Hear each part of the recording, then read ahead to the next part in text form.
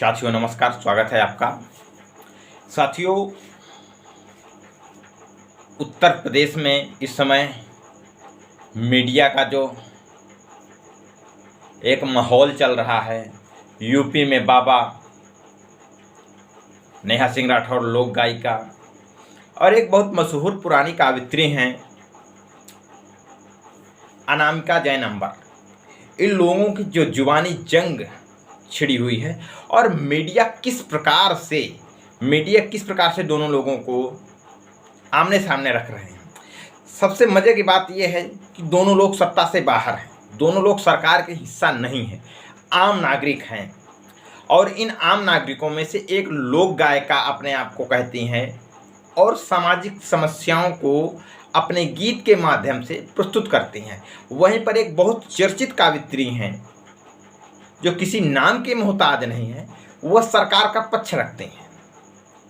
और ये सरकार का पक्ष रखते हैं तो आज टीवी मीडिया, भारत की जो गोदी मीडिया है, चाटुकार मीडिया है, दोनों से डिबेट कराती है।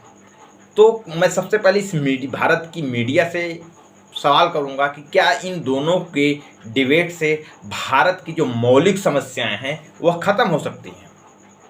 और दूसरी बात, अनामिका जैन अंबर जी से मैं ये बात पूछना चाहूँगा कि उनका मैंने एक वीडियो देखा, वो यह बात कह रही हैं कि लोग चंद्र पैसे के लिए या चंद्र पॉपुलैरिटी के लिए, लोकप्रियता के लिए वह राष्ट्र के खिलाफ भी बोलते हैं। ठीक है, आप सही कहती हैं। खास करके अनामिका जैन अंबर जी से मैं सवाल पूछूंगा, आप किसी नाम की मोहताज नहीं हैं, किसी परिचय की मोहताज नहीं हैं। आपके वीडियो में कुछ चीज़ें सुनी, राष्ट्रवाद, हम राष्ट्रवाद के लिए गाते हैं, हम राष्ट्रवाद की बात करते हैं। अनामिका जैन अंबर जी, आपकी योग्यता बहुत है, तो क्या आपकी योग्यता यह पैमाना करती है कि राष्ट्रवाद जो है वो भारतीय जनता पार्टी है, या वर्तमान समय में जो सरकार है क्या वही राष्ट्र है? क्या भारतीय जनता पार्टी के द्वारा ही देश का निर्माण हुआ है, या इस सरकार के पहले इस भारत कोई राष्ट्र नहीं था, भारत का दुनिया में नाम नहीं था, या किसी देश का निर्माण किसी एक राजनीतिक पार्टी के नाम से एक देश का निर्माण होता है? बार बार राष्ट्रवाद की जो दुहाई आप देती हैं, आपसे ये सवाल है कि एक राष्ट्र का निर्माण एक राजनीतिक पार्टी से होता है, या उस राष्ट्र में रह रहे लोगों के समूह के द्वारा एक राष्ट्र का निर्माण होता है? और जब उस देश में रह रहे लोगों से एक राष्ट्र का निर्माण होता है, ये हमारी थ्योरी है। लेकिन अनामिका अंबर जैन की जो थ्योरी चलती है कि राष्ट्र का निर्माण बीजेपी के द्वारा होता है और बीजेपी ही इस देश के अंदर राष्ट्रवादी पार्टी है।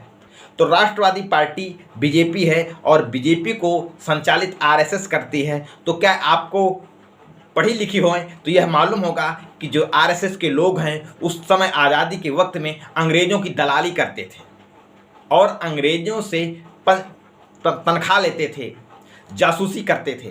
तो क्या आप वही राष्ट्रवाद हैं?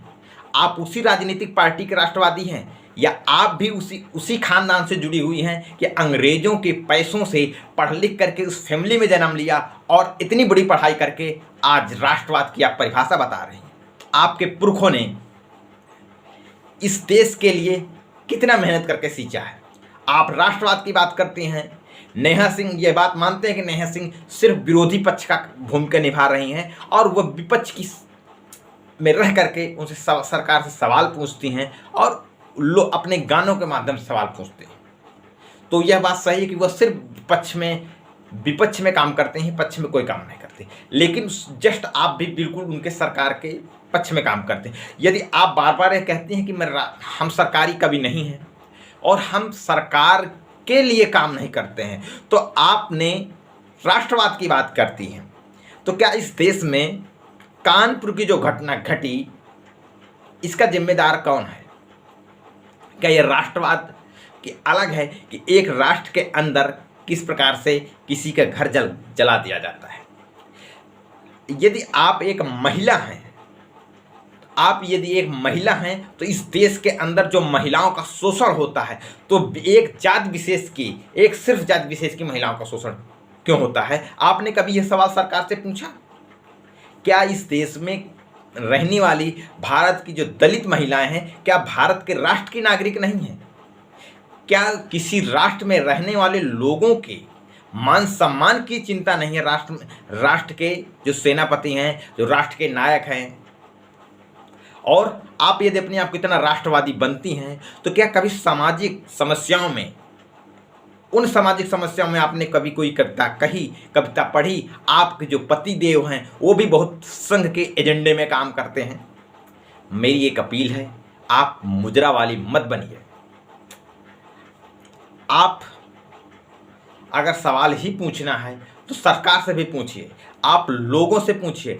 आपने अपने एक वीडियो में यह भी बात कही रही हैं कि चंद्र पॉपुलरिटी के लिए, लोकप्रियता के लिए, तो आपको जो नए युवक हैं, आपको उनकी लोकप्रियता से इतना चिढ़ क्यों है?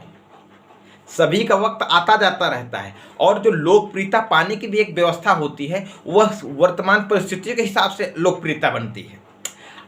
आप समय जिस समय भी आपने अपने करियर की शुरुआत की होगी, उस वक्त का कुछ दूसरा नज़ारा रहा होगा, और इस वक्त में आप तो लोकप्रिय हैं, तो आपको सरकार के चरण वंदना कर करके कौन सी लोकप्रियता पाना चाहते हैं?